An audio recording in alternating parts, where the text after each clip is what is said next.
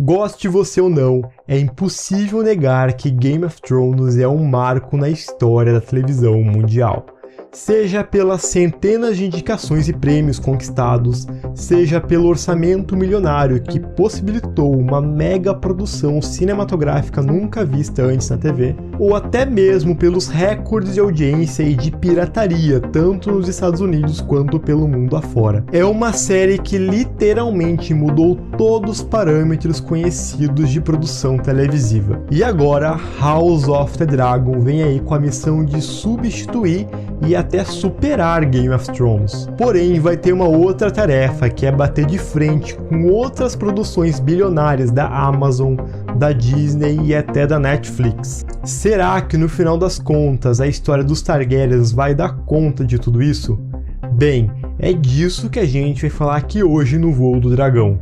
Já deixa seu like aí embaixo para ajudar o canal, não esquece de se inscrever se não está inscrito e bora pro vídeo. Você já deve estar careca de saber que House of the Dragon vai ser inspirada no livro Fogo e Sangue, e provavelmente vai adaptar a Dança dos Dragões.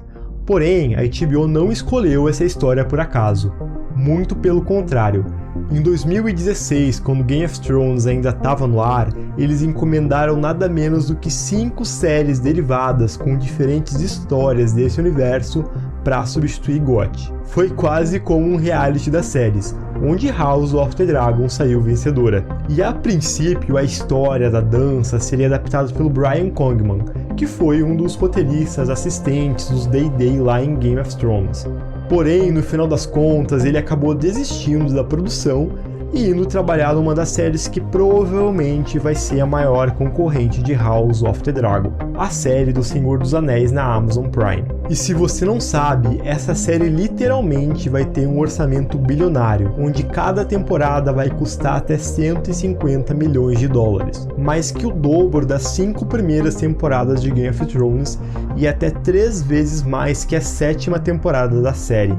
Porém, goste você ou não, dinheiro não é tudo. Depende de como você utiliza ele, certo? É só você pegar, por exemplo, a primeira temporada de The Witcher, que custou os mesmos 90 milhões de dólares da última temporada de GOT, que por sua vez, mesmo sendo a temporada mais cara de toda a série, também foi a pior avaliada pela crítica e pelos fãs.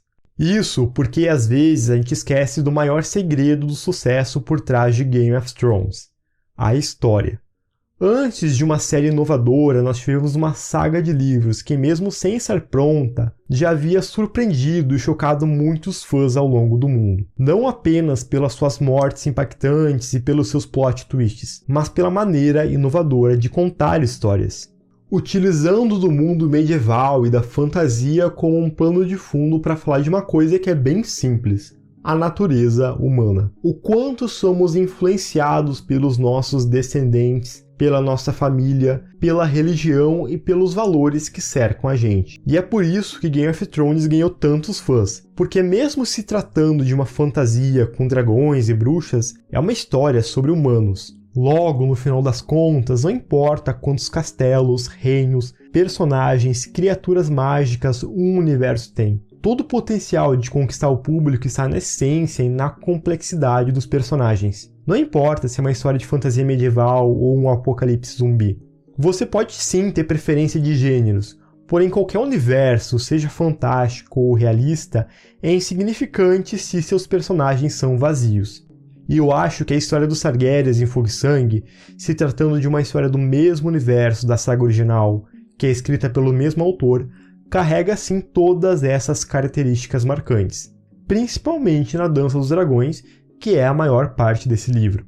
Grande parte dos personagens são profundos, complexos e, acima de tudo, humanos. Não existem nem vilões, muito menos vítimas ou culpados. É uma história que tem dois lados. E isso, com certeza, é um dos motivos para a HBO apostar tanto nessa série. Até porque, mesmo quem não conhece os livros, com certeza vai se identificar muito com essa história, que na sua premissa é muito simples de entender. São dois lados, duas ideologias lutando pelo poder e pelo Trono de Ferro, que é tão conhecido na série.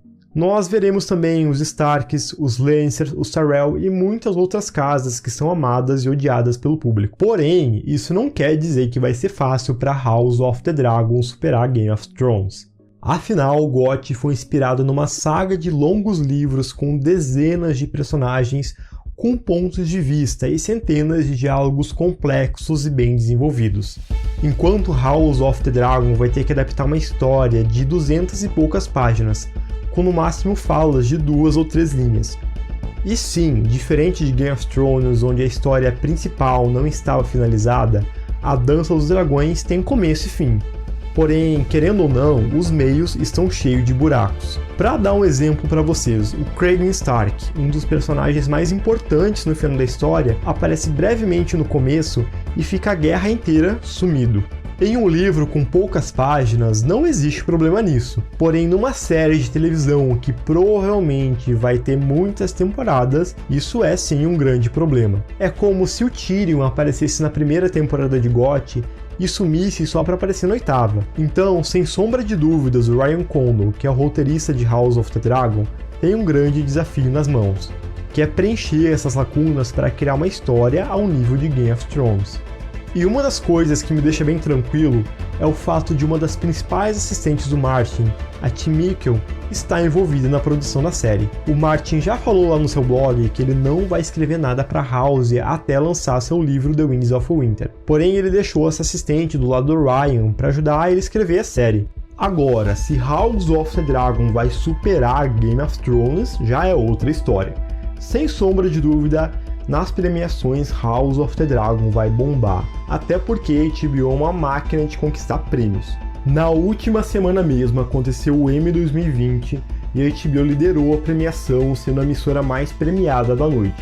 Porém, muitas das indicações que GOT recebeu vieram de categorias técnicas, como efeitos visuais, e até então a série era imbatível nisso. Agora, com as novas séries que a Amazon e a Disney estão produzindo, com certeza vai ficar bem mais difícil para House of the Dragon conquistar esses prêmios. De qualquer maneira, para mim, essa concorrência que está surgindo acaba sendo incrível, porque vai fazer com que a HBO e todas essas emissoras se superem, se esforcem ainda mais para conseguir competir uma com a outra. Afinal, não importa se House of the Dragon vai superar ou não Game of Thrones.